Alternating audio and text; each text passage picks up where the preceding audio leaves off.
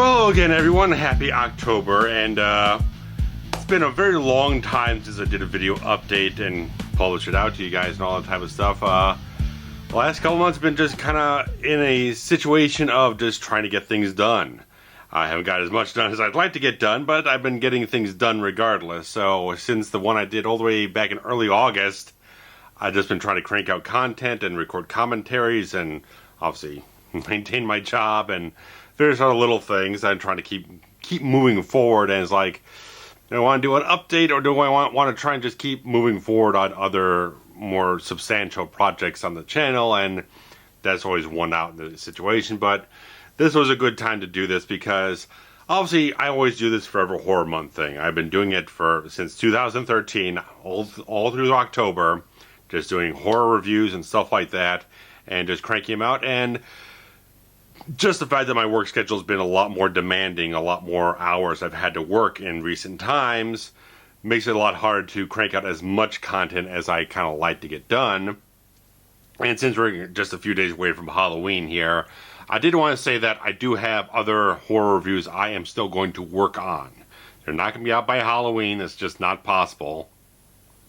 But stuff I have promised, stuff I've talked about on other updates, or probably not any of the updates, but if you've been following on Patreon, or you follow some of the stuff on Instagram or Facebook or whatnot, I have mentioned and posted photos and stuff like that, and alluded to the other titles I'm covering, such as Happy Death Day to You.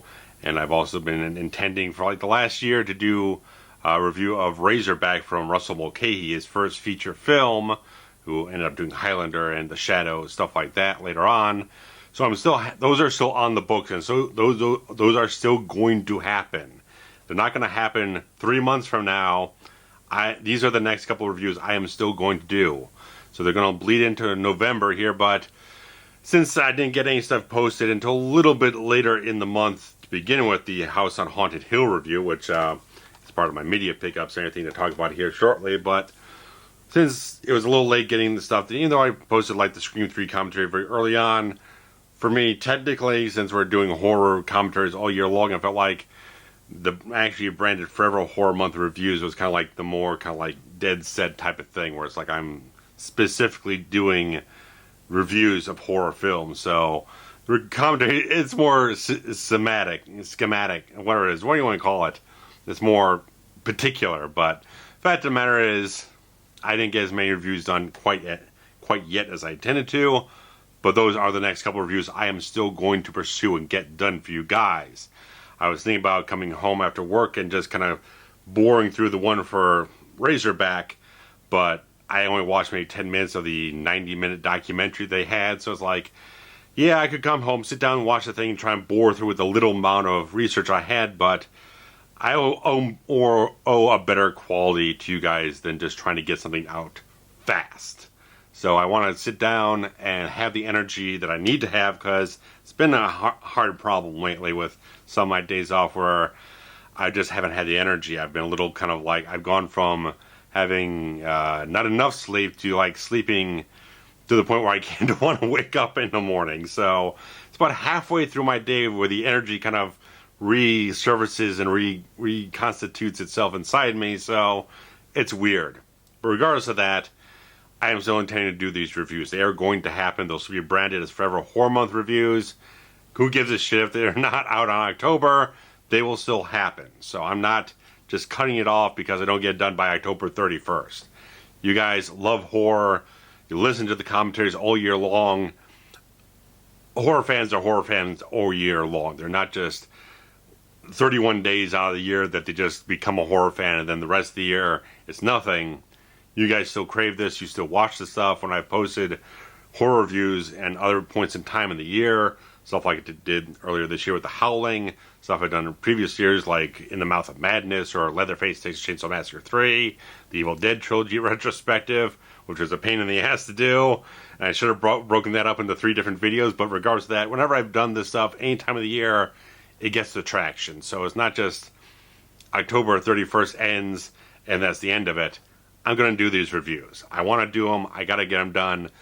It makes me feel better. So basically on the end of the whole thing, I'm the hardest person on myself than anyone else.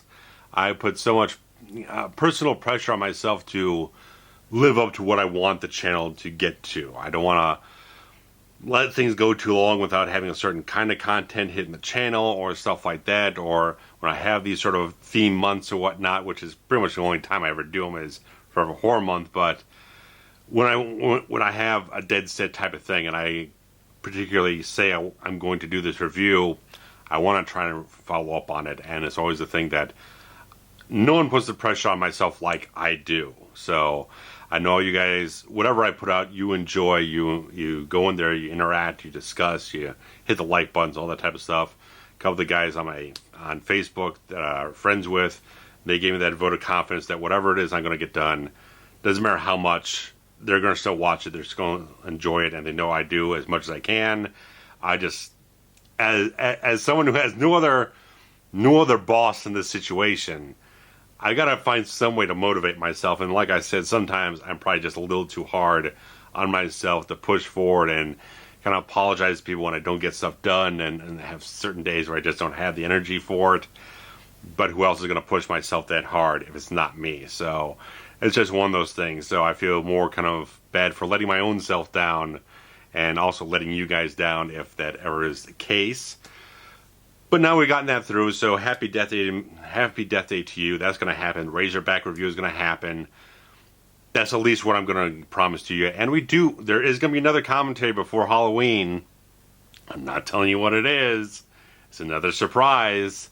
Steve and I recorded a couple commentaries recently, and they were a lot of fun. And you guys, you're gonna get what you want. I don't know if you're actually going to get exactly the opinions you want, but you're going to get the commentaries that you want. You're going to get us doing commentaries on the films that you've requested. So there is another commentary coming up before the 31st of October. So look out for that. Hopefully you'll have some amount of enjoyment, because we had a time. So in regards to that, we have some good stuff. We got good stuff in the queue. I just have to get for certain with Trent, but I don't think there's going to be a problem with it, that I finally nailed down a day in my own schedule to move things out of the way from my work schedule so we could get together to do the Beverly Hills Cop 3 commentary.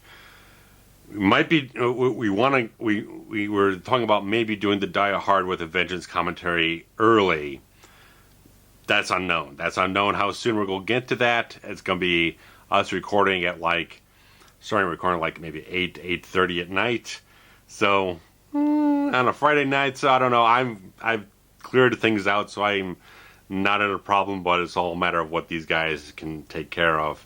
But at least Beverly Hills Cop 3 will be done, and sometime before Christmas we'll get Die Hard with a Vengeance. So I watched it last month, and it's like, okay, I'm up to speed. I'm raring to go on this one. I'm good.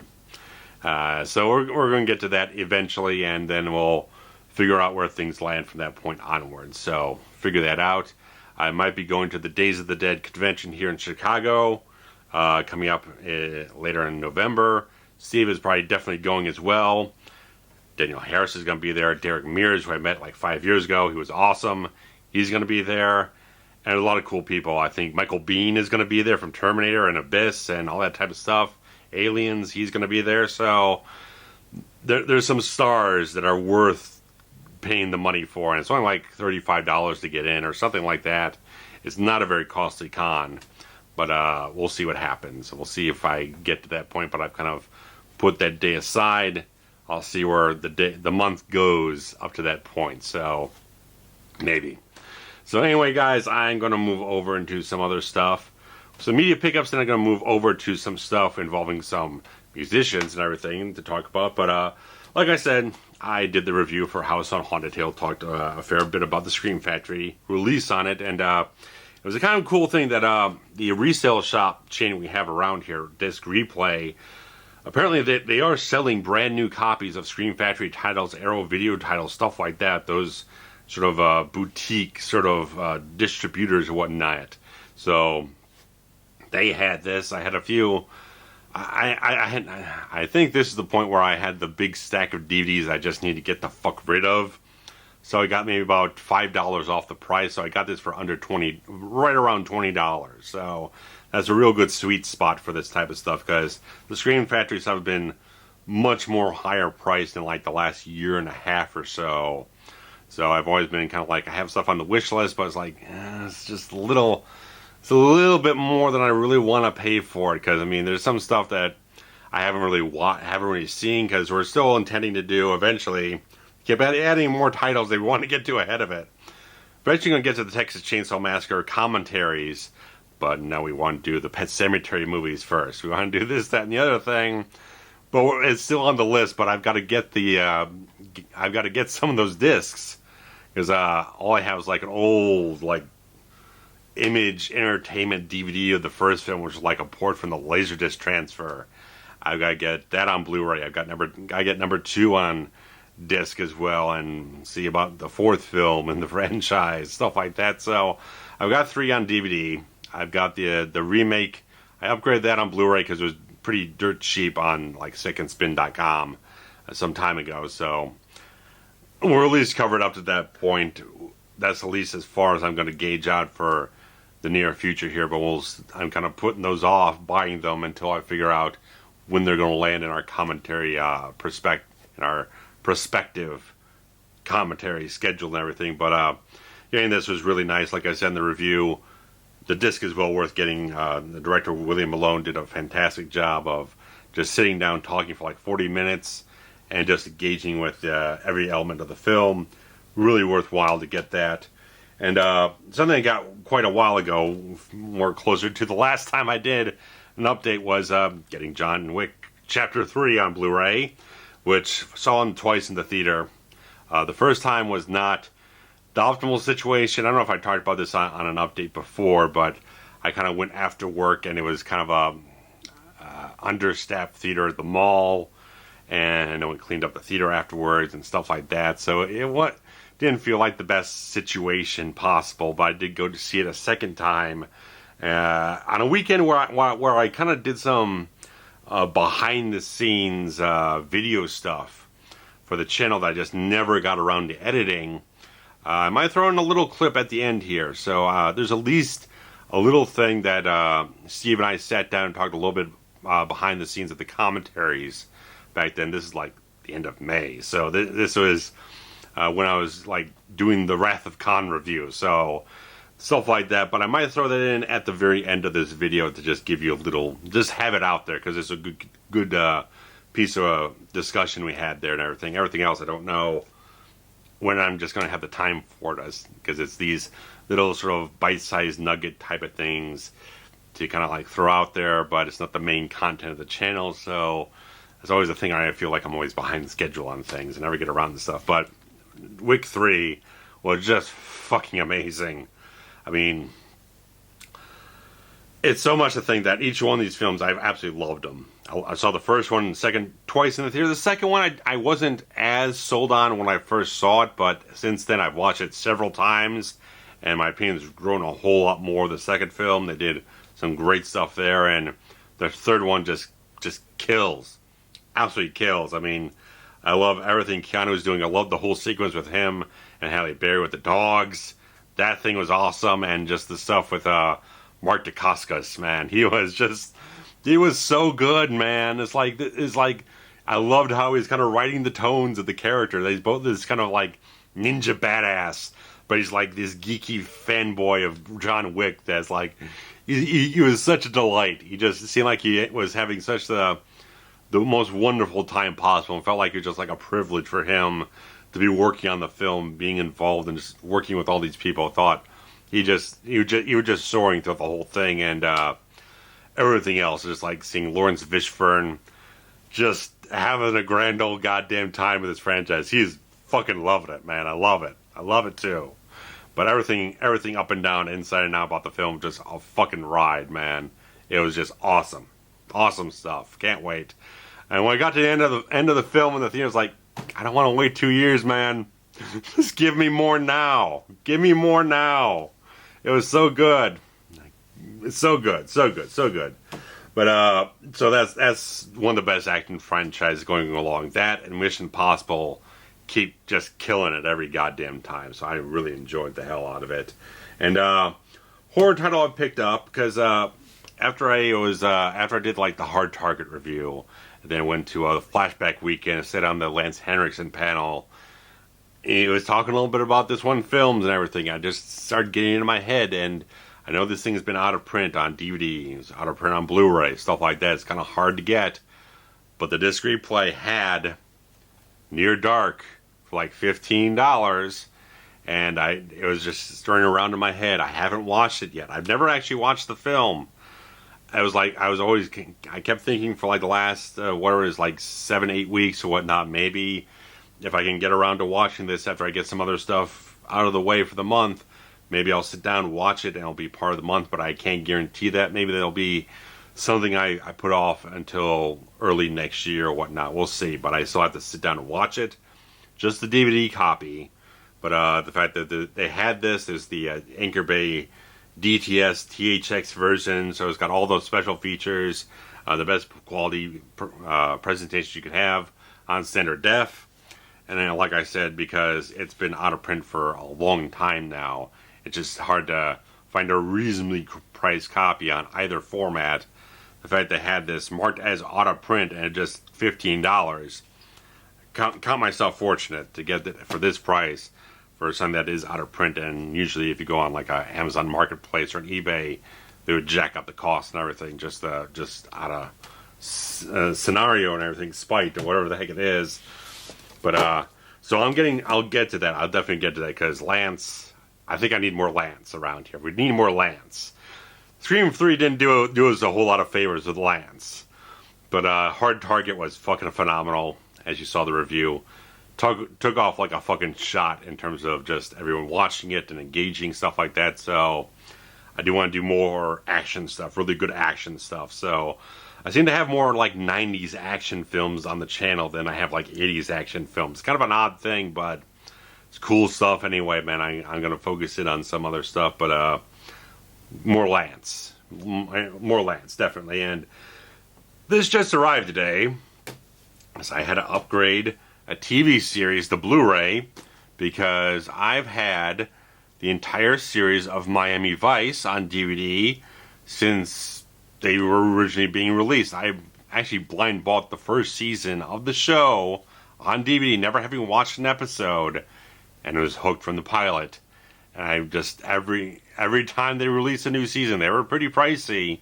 They were very pricey because they were trying to, they got all the music licenses re-inked and everything, so they was very pricey at the beginning to get these on release day, and I went out and bought every single season as they were released. And it's just the thing, I was watching the pilot again, and I just there ended up being a really, I don't know what the problem was. There was no scratches on the disc, but when it got to the In the Air Tonight sequence of the pilot episode, it wouldn't play.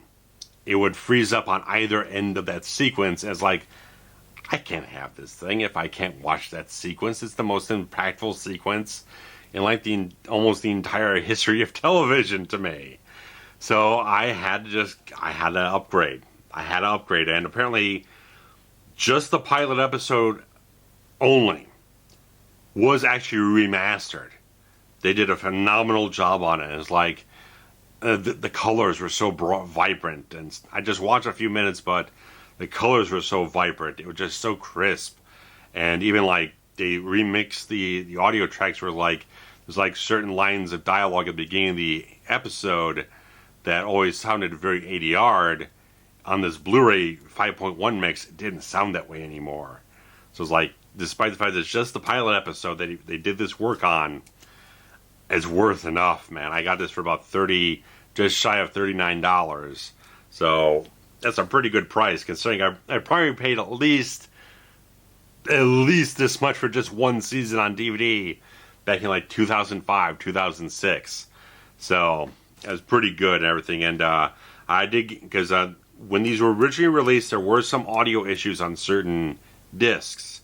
But thankfully, because if you're ever in the market for it, there's on season 1 and season 4, there's this little sort of these little number codes or whatnot at the top of the spines here that will denote that these are the corrected versions. So found that out looking up some research on some forums and found that out. So tend to pick out, but I'm sure it's not that it's only been out for maybe about a year or so. So if you do encounter one that does not have those spine numbers or whatnot on them, there's little codes, you can probably still contact Mill Creek and they'll send you out a replacement discs for that. So I think they've only just released this in the last year or so, I think.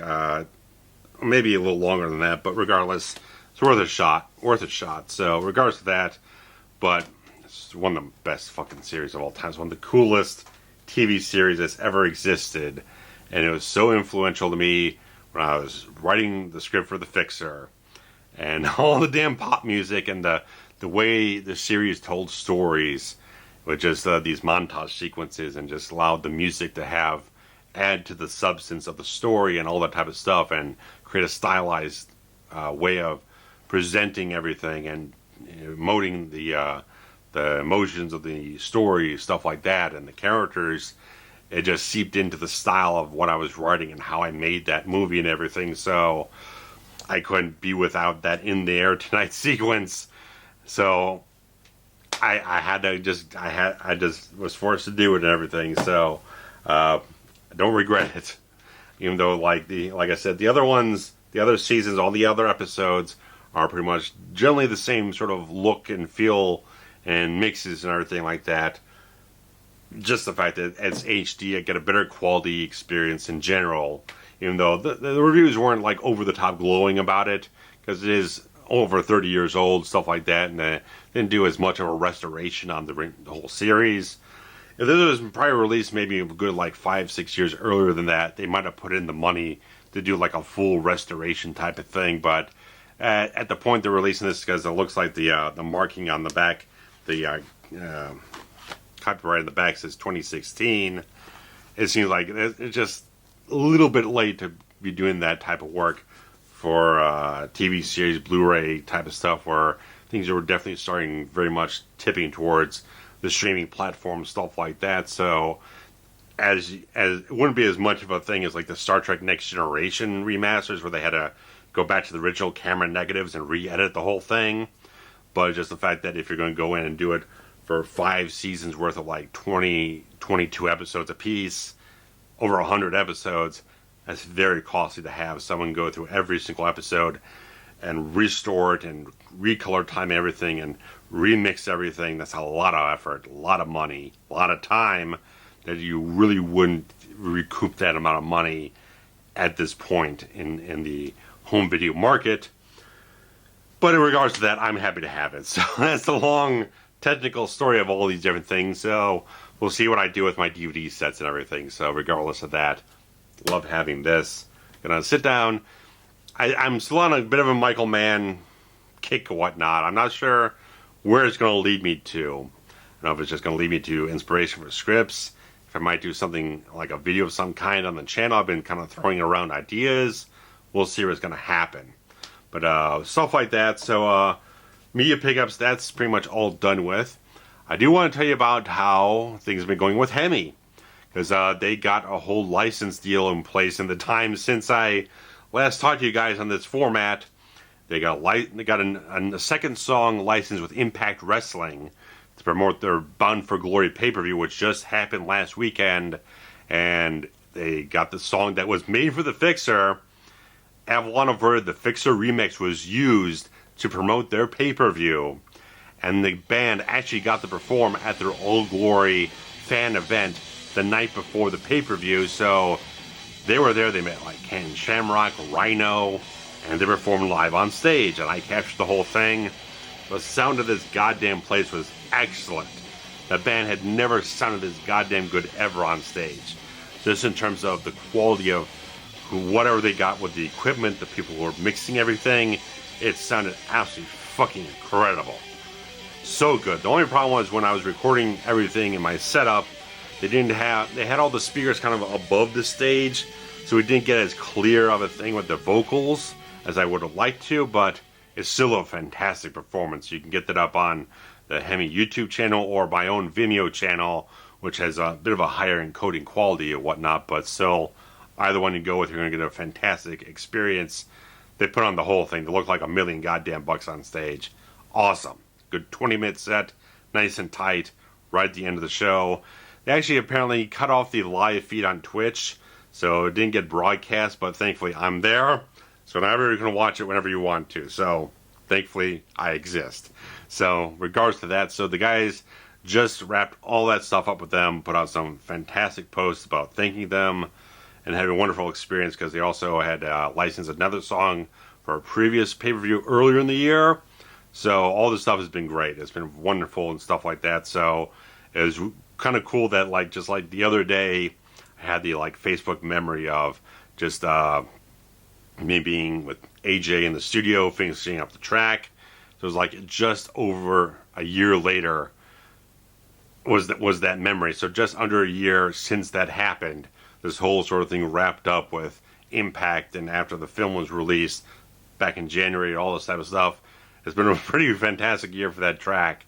So wonderful stuff that you're able to get that going and all that type of thing. So don't know what else is going to be coming up next with the guys. So I don't know if they're still working on new stuff for an album next year. But no other dates have been put together. But we're trying to. I've updated more stuff on the site, get a little bit more integration of different things onto it to make sure it's all up to date and look really good for the traffic they'd be getting from the cross promotion, all that type of stuff. So that's been really fantastic. But everything has been really good. So you can watch the live video. It's really fantastic. I really enjoyed shooting the whole thing. They just had a wonderful time with it, and so that was really kind of cool. And like I said, don't know what else is coming up with HEMI in due time, but just go off and check all that stuff out. And another really kind of cool thing that I've mentioned my singer-songwriter AMES on the updates here and everything. She's based in Los Angeles, and she's collaborated with some pretty big artists. She just contributed songwriting credit to Adam Lambert's recent EP, Velvet Side A. So that was a really fantastic track, Overglow, that she worked on there. So she's been working on with a lot of different collaborations in recent years and everything. So the cool thing that I'm getting to is that I'm actually helping her manage her official YouTube artist channel now. So a little while ago, maybe about a month and a half ago, I went off and did a whole thing where I just went in there and I updated the playlist, updated the header graphics, I rearranged things, got her new EP up on the channel and everything like that. So I did a whole bunch of cleanup. Still a few things we're trying to tidy up in certain places, because it's the official artist YouTube channel, it does auto add different things from other artists who are using the same name, the same moniker of AMES. So we're working on it. We're working on trying to clean that up. But regardless of anything else besides that is all up to date. A couple of her collaborations where she's performing artists on songs is also included there, and some interviews, performances, stuff like that. So I'm really pleased to be helping her out and stuff like that. She's one of the sweetest people you've ever could have imagined to meet and being involved with and just having any kind of interaction with possible. She's a wonderful person, and she's such an immensely talented songwriter and an artist in general. I just think she weaves together such beautiful words and such a heartfelt quality to everything she just pours out into the music that she makes for herself, stuff she writes for other people. There's always a certain deeper level of quality that she brings to any type of collaboration that she works on, and all the stuff that she puts out herself just comes out so beautifully. I just think she has such a wonderful voice that's so soothing and warm and stuff like that. And again, you'll have links below. You can check her artist channel out to find out what she's all about, stuff like that. And I'd very much appreciate it if you guys went off and did that, because she's, like I said, she's one of the most selfless people, one of the most sweetest people you could possibly imagine. She's very, very appreciative of everyone who takes the time to check out her stuff. So I highly, highly endorse her and everything. Same thing with like a guy like Trent. Just so appreciative and stuff like that. It was just Trent's birthday. So on the next commentary, it'll be a few weeks or whatnot, but you can wish him a belated birthday or something like that, or just throw it down below.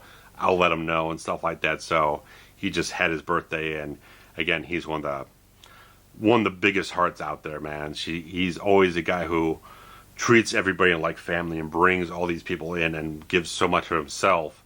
That's such a beautiful, fantastic type of thing to have this type of guy motivate me forward in so many different things that I do in life. So guy never stops believing in the people. So it's one of those wonderful things to really have that sort of reinforcement of people who see something in myself that sometimes I can't see, I can't feel it sometimes, where I feel kind of run down and feel like I'm always behind the schedule and not getting up to the points where I want to be, and in terms of creative development, stuff like that. So it's always great to just look back towards these people and just have that sort of confidence and have that reassurance that they still believe that I can get to that point even when I don't feel like I'm quite up to the task. So, as I always say, as I said earlier, I'm the hardest person on myself that anyone possibly could be. So I always have a certain drive to get to a certain place at a certain point in time.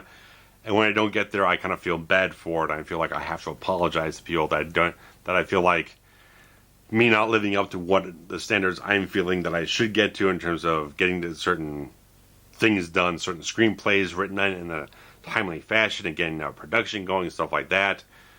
Makes me feel bad, and I feel like I'm letting other people down, not living up to that. But regardless, they never feel that way. So that's always a great thing that I've always delivered for people, even if I feel like I want to do more. I always want to do more. I think we're always kind of in that situation where we never quite get as much done as we feel we want to. So there's never enough time in the day. There's just not enough time, period, to do everything you want to. So that's just my mentality. So guys, I really appreciate you guys being around here and commenting. And I know this one's a little bit longer than usual, but considering how long it's been since the last update, it's kind of justifiable and everything. But just to recap, Forever Horror Month stuff is still coming through into November. So Halloween is a wonderful time of year. But we're going to keep pushing on. We're going to keep getting this stuff out. I'm not just going to cut it off and have a two review playlist on the channel. It's not happening. So that's going to be continue on. I'm going to get that stuff out of the way. And there's some other films I want to cover. Maybe another sci-fi title. I might be putting the Star Trek stuff a little bit on pause until maybe January, because I don't know. It may be just stupid YouTube algorithm bullshit. Who knows? Because I had a big drop off and stuff.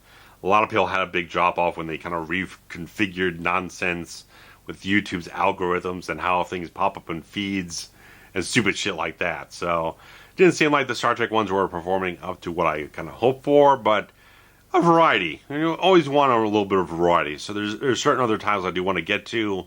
Like I said, I want to explore a little bit more sort of 90s action films, stuff like that. Get that up on the channel, because I love doing the Hard Target one. I was so pleased that it performed so well, and so many people really enjoyed it. So we'll see what goes. I'll take it 1 week at a time here. So I'm just focusing on getting the next couple horror reviews done, and we'll move on to other things as they progress. So guys, thanks so much. I gotta get some rest. But I just, as I always say, and like I already said, I deeply appreciate you guys. I so much do, because without you guys, as always, if I'm just putting out videos and no one's watching, what the fuck am I doing anyway? So I really appreciate it. Whatever you guys do, just watch and comment and the likes. I really appreciate it if you guys share things around. That really helps a hell of a goddamn lot. I know we've crested over 6,000 subscribers. A little over a year ago, we were about 2,500. So this year has had such an insane growth. I had no idea what the hell was going on, but there was something good going on. Then the algorithm got all tampered with, and things just went to a bit of a crawl, getting up to 6,000. It was kind of driving me nuts. Like, what the fuck is going on? What the fuck is going on? But I saw guys like Cecil, Good Bad Flicks, and a few other people kind of putting it out on Twitter as like all their views just kind of crashed down, stuff like that. In like September, me, it was kind of like right after a Hard Target, everything just took a sharp nosedive, and the views just really weren't building up. So it was weird. I could definitely see on the commentaries, which usually have a little bit more kind of build to them in a certain way. But regardless, things are good because you guys are here, you're doing good stuff, and like I said, share the stuff around. I really appreciate it. It also helps other people too. If they're missing in their feeds on YouTube, if they're seeing links being shared around wherever it is that you are, the Twitter, Facebook, wherever the heck it is, if they're seeing it that way, as I try to do as myself, to get on all platforms to show it out to everyone, just spreading it out, just make sure that everyone can see that what I'm putting out and everything, and keep everyone in the loop. So it's a hard thing because all these different platforms are their own fucking ways of distributing fucking nonsense out into the world. So it's always a goddamn struggle for all of us here on YouTube trying to get through. I have my own job. This isn't the thing that sustains me, but the more you guys are involved, the more stuff you watch, the more I get something out of it in terms of just the ad revenue stuff. So that helps with the channel to keep things going in terms of new equipment and stuff like that. I just bought a new storage tower to get all my video production stuff into, because it just kept getting so fucking difficult to find everything whenever I want to do something. So I bought something to kind of store everything into, all my cables and my lights, all this type of stuff. Now I can find it at one easy place. So all that stuff you guys do, I just love it. I was able to buy some other stuff this year. An extra tripod when one of them broke down to help with other things. So there's always something to add to the channel. And plus I've got the new computer with all the Adobe shit on it and everything that you gotta keep paying every month. So this stuff helps, that you guys watching and contributing. If you go on Patreon, I'm gonna cut it off here, but regardless of that, all that type of stuff helps to build the channel in every type of way. It helps greatly. So guys, thanks so much. Love ya. See you around soon. And remember, surprise commentary coming before Halloween. It's gonna be fun. It'll be fun. Thanks much. Take care. Bye-bye.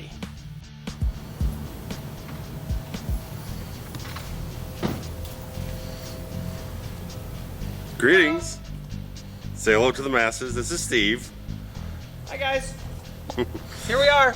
Yes. Time to record. I got a coffee. We're good. No commentary without coffee. Can't happen.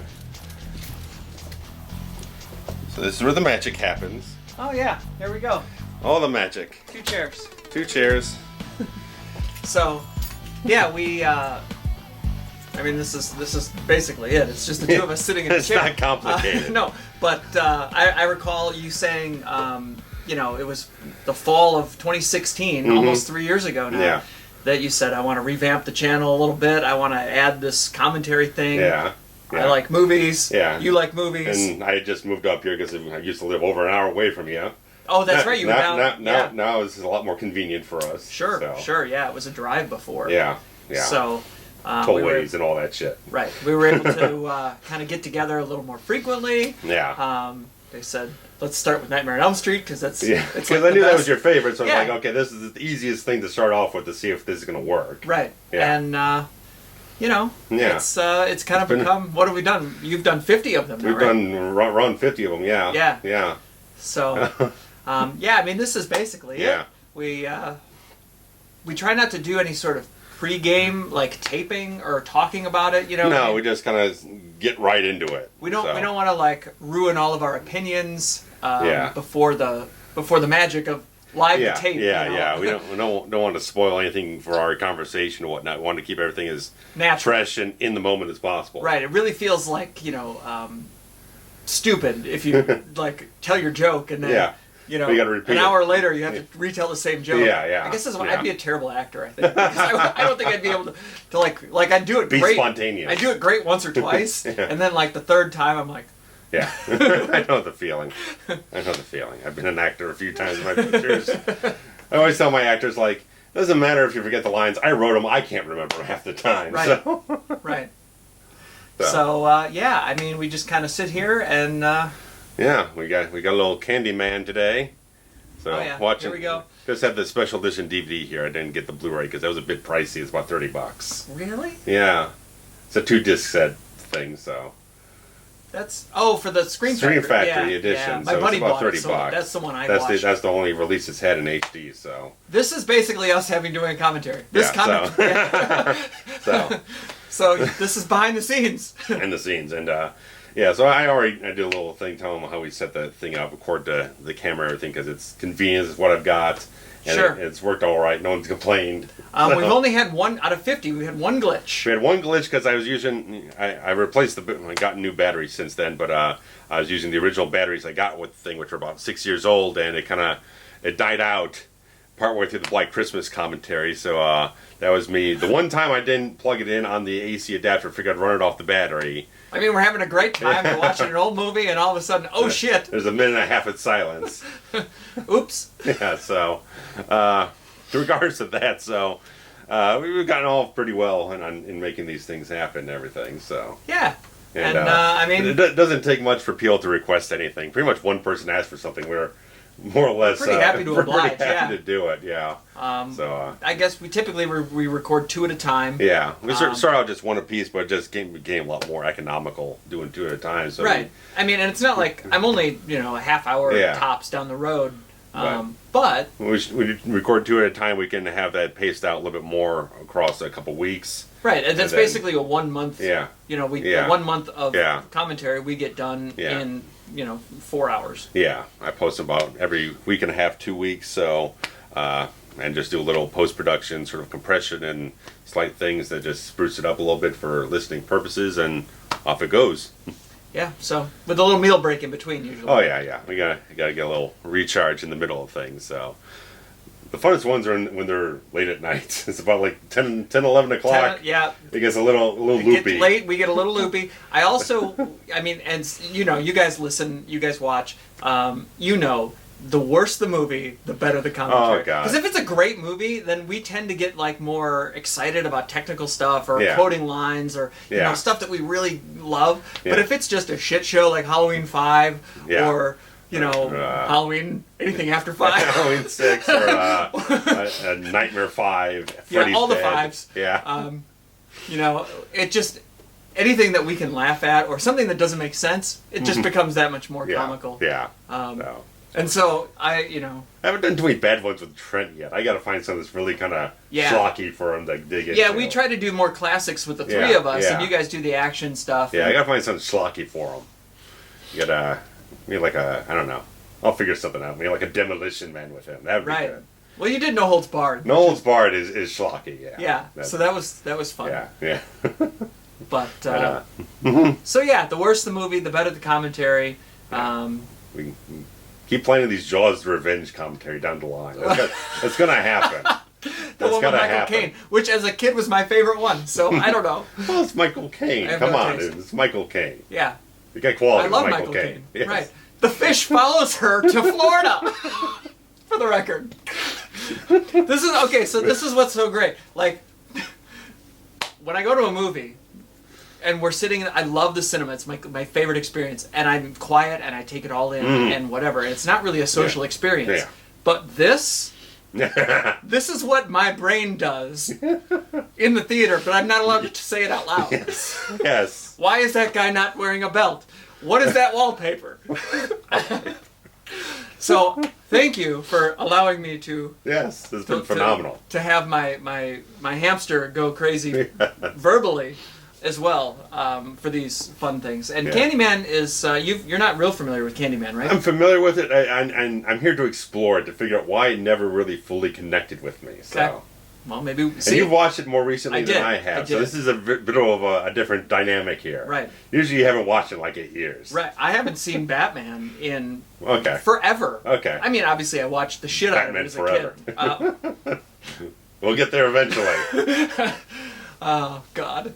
We'll get I guess we got to do Jason X too, right? Oh. My body is ready for Jason X. I can.